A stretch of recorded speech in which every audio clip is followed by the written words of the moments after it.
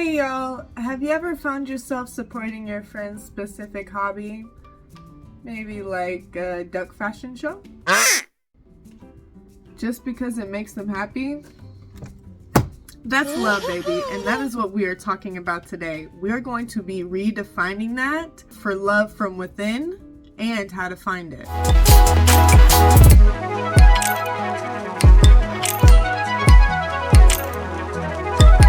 Hey y'all, I'm Ezzy LaDerp and I like to make helpful and hopeful vlogs every Saturday on YouTube. I post on TikTok Monday through Friday. I have plenty of music playlists here on my channel, 3 Tumblrs, and I'm on most platforms. All of the stuff is different for the most part, so if you want to find any of those, look at the link in my bio. Today we will be talking about what is love, self-love, and how to find it.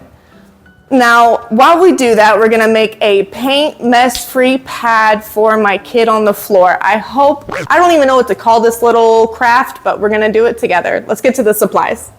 We have a shower curtain, we have paint, and we have duct tape.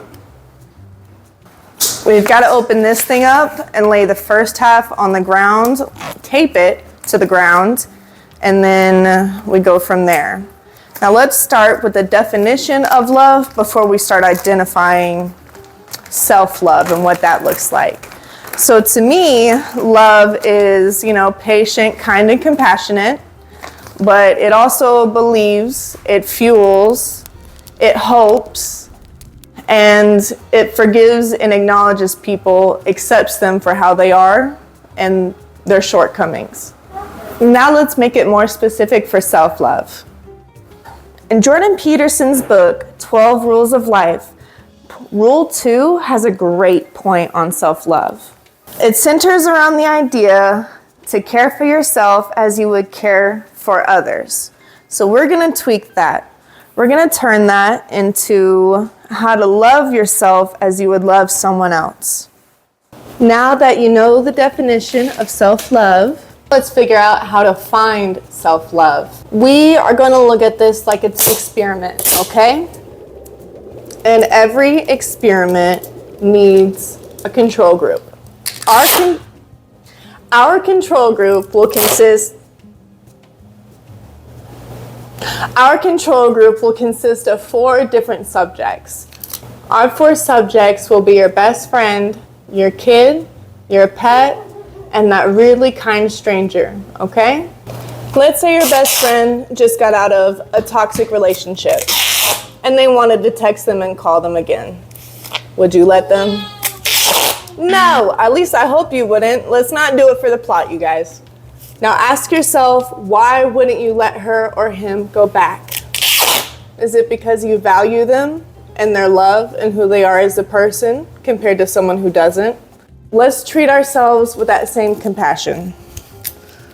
The valuing of a best friend, the acceptance of a best friend for who they are and what they do. Now, let's move over to your neighbor.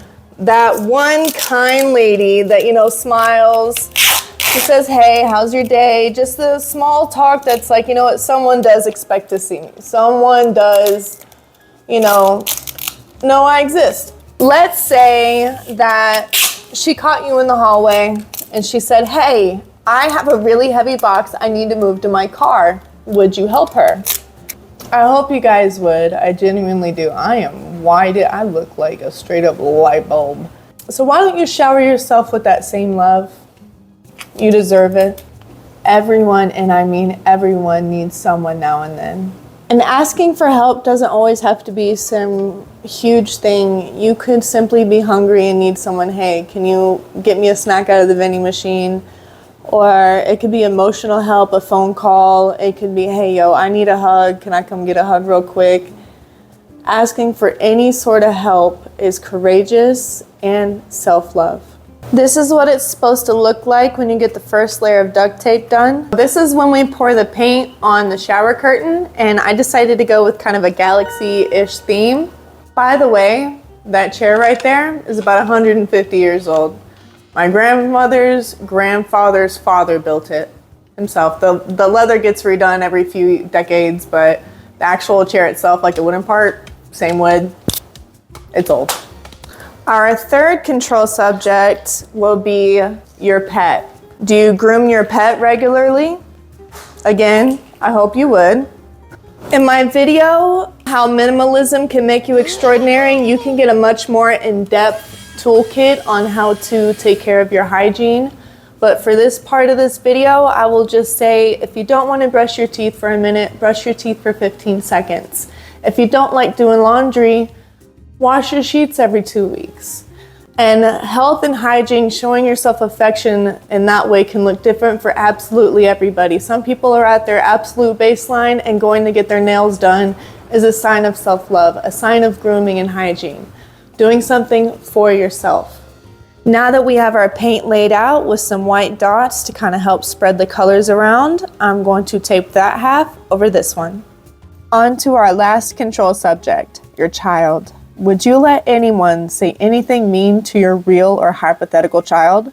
As a mother myself, I promise you I wouldn't. Let's say your kid comes home crying because their classmates were making fun of their teeth. Would you point out all of the ways their teeth are messed up, or would you tell them their smile is always beautiful? Speak as kindly to yourself as you would your child. My personal suggestion is to make a positive affirmations list. If you don't know, it's a list of positive things about yourself, and then repeat it to yourself regularly. This is what it should look like when you are done. I do recommend that you use like colorful tape or like theme tape. Like if I could find galaxy or stars, I would have used that as duct tape, but couldn't find it. But yeah, specifically duct tape. Now be mindful of how you word things as well. Sometimes people find it hard to find things, even the smallest things that they like about themselves. So I'm gonna give you a few examples on how to do the 180 of things some people might not like. Instead of angry, write quick to defend. Instead of antisocial, write selective with energy. Instead of depressed, you could write feels things deeply. All of those qualify as positive affirmations. Right before we end, on a total off-topic thing, does anybody remember powdered gum? Like, they went out of business a while back, and I looked for them, that jug, and I just found it in a dollar store. I've looked at many dollar stores. I'll go up and down their snack aisle, candy aisle, looking for powdered gum specifically for a long time. And I don't know why I'm surprised I found it, but I did. Now we've discussed the definition of love and how to find it within yourself. I'm hoping you guys leave feeling a little bit better in your own skin and having another tool in your tool belt for life. I will see you guys next Saturday with another helpful and hopeful vlog. Bye!